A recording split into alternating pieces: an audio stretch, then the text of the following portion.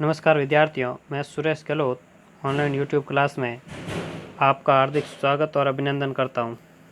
विद्यार्थियों, हमारा वसंत भाग 2 में पाठ चल रहा था 5वां मिठाई वाला, जिसके लेखक हैं भगवती प्रसाद वाजपेयी।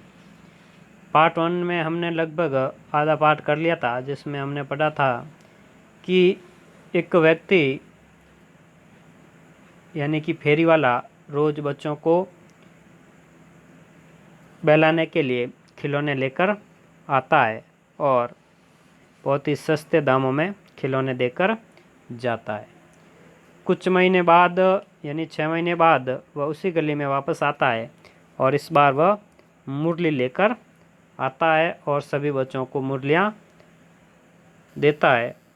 तो उसके आगे हम कंटिन्यू करते हैं।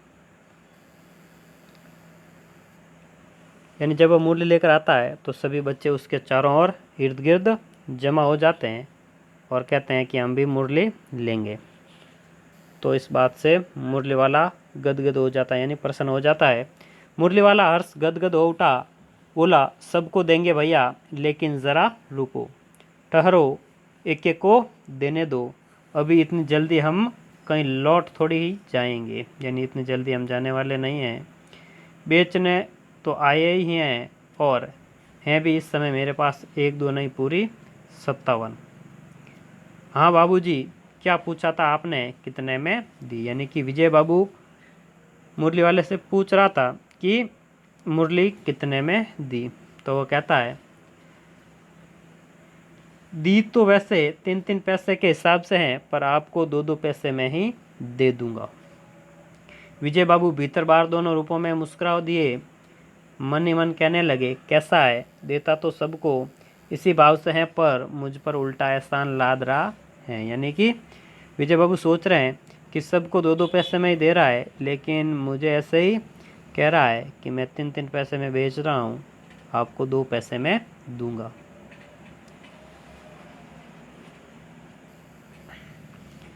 फिर बोले, तुम लोगों की झूठ बोलने की आदत होती है, देते होंगे सभी को 2-2 पैसे में, पर एहसान का बोझा मेरे ऊपर लाद रहे हो। मुरली वाला एकदम अप्रतिभ हो उठा, यानी कि उदास हो उठा और बोला, आपको क्या पता बाबूजी कि इनकी असली लागत क्या है।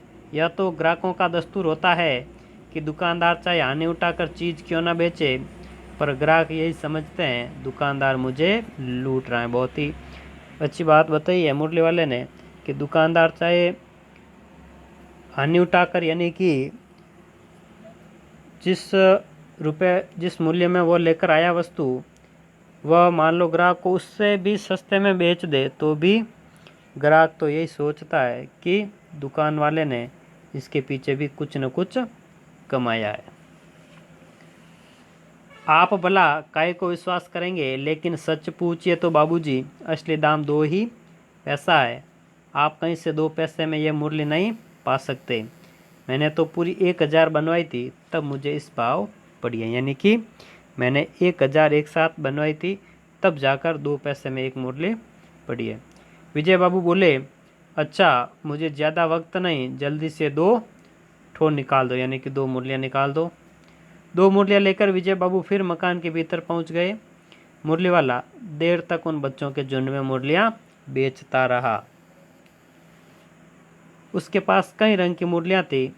बच्चे जो रंग पसंद करते, मुरली वाला उसी रंग की मुरली निकाल देता। यानी कि बच्चा कहता कि मुझे इस रंग की मुरली चाहिए, तो मुरली वाला उस रंग की मुरली बच्चे को दे देता। यह बड़ी अच्छी मुरली है, तुम यही ले लो बाबू, राजा बाबू तुम्हारे लायक तो बस यह है। यानी कि वह अपने हिसाब से मुरलियाँ बेच रहा है। हाँ भैया, तुमको वही देंगे, ये लो, तुमको वैसी ना चाहिए, यह नारंगी रंग की, अच्छा वही लो। यानी बच्चा कह रहा है कि मुझे नारंगी रंग की चाहिए, तो मुरली वाला कह रहा है कि ये लो नारंगी रंग की। ले आए पैसे, अच्छा ये लो, तुम्हारे लिए मैंने पहले ही से यह निकाल रखी थी। तुमको पैसे नहीं मिले, तुमने अम्मा से ठीक तरह मांगे ना होंगे। यानी एक बच्चा था, वो कह रहा है कि मुझे मम्मी ने पैसे नहीं दिए, तो मुरली वाला कह रहा है कि तुमने मम्मी से ठीक तरह से मांगे नहीं होंगे। पैसे किस तरह मांगे जाते हैं, वह मुरली वाला कहता है, धोती पकड़कर पैरों में लिपट कर अम्मा से पैसे मांगे जाते हैं। बाबू, हाँ फिर जाओ, यानी कि इस बार जाओ और पैरों में लिपट कर और मम्मी की धोती पकड़कर पैसे लेना। अब की बार मिल जाएंगे, दुअन्नी है तो क्या हुआ, ये लो पैसे वापस लो। ठीक हो गया ना हिसाब, मिल गए पैसे, देखो मैंने तरकीब बताई, यानी कि मैंने उपाय बताया और पैसे मिल भी गए।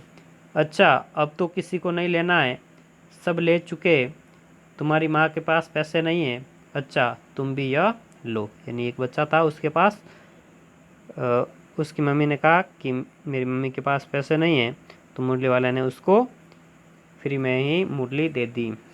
अच्छा, तो अब मैं चलता हूँ, यानी मुरली वाला कह रहा है कि अब मैं जा रहा हूँ। इस तरह मुरली वाला फिर आगे बढ़ गया, यानी कि अगली गली में जाने लगा। आज अपने मकान में बैठी हुई रोहिणी मुरली वाले की सारी बातें सुनती रही। आज भी उसने अनुभव किया कि बच्चों के साथ इतने प्यार से बातें करने वाला फेरी वाला पहले कभी नहीं आया। यानी मुरली वाले की बातें चुन्नू मुन्नू की मम्मी रोहिणी अपने मकान के भीतर सुन रही थी। फिर वह सौदा भी कैसा सस्ता बेचता है, यानी कि चीज़ें भी बहुत ही कम दामों में बेचता है। भला आदमी जान पड़ता है, समय की बात है जो बेचारा इस तरह मारा मारा फिरता है, पेट जो न कराए सो थोड़ा। यानी कि रोहिणी सोच रही है कि ये फेरी वाला अपने पेट के लिए काम कर रहा है। इसी समय मुरली वाले का क्षीण स्वर दूसरी निकट की गली से सुनाई पड़ा, यानी कि पास वाली गली से कमज़ोर स्वर सुनाई पड़ा, बच्चों को बहलाने वाला मुरलिया वाला। रोहिणी इसे सुनकर मन ही मन कहने लगी, और स्वर कैसा मीठा है इसका, यानी कि यह बोलता कितना मीठा है। बहुत दिनों तक रोहिणी को मुरली वाले का वह मीठा स्वर और उसकी बच्चों के प्रति वे स्नेहसिक्त बातें याद आती रही। यानी कि बच्चों से वह किस प्रकार बातें करता था, किस प्रकार मिलता था, उसकी बातें रोहिणी को याद आती रही। महीने के महीने आए और चले गए, यानी काफ़ी महीने बीत गए। फिर मुरली वाला न आया, धीरे धीरे उसकी स्मृति भी क्षीण हो गई, यानी कि उसकी याददाश्त यानी याद भी कमज़ोर हो गई, क्योंकि काफ़ी महीने हो गए, काफ़ी महीने बीत गए, वह वापस गली में नहीं आया। 8 मास बाद। तो विद्यार्थियों, आज के लिए इतना ही। चौथा अंक हम अगले वीडियो में पढ़ेंगे। तब तक के लिए धन्यवाद, और आप भी हंसते रहें, मुस्कुराते रहें और स्वस्थ रहें, और हमारे वीडियो को लाइक ज़रूर करें और कमेंट करना न भूलें। और अभी तक आपने हमारे चैनल को सब्सक्राइब नहीं किया है तो सब्सक्राइब ज़रूर करें। Thank you once again.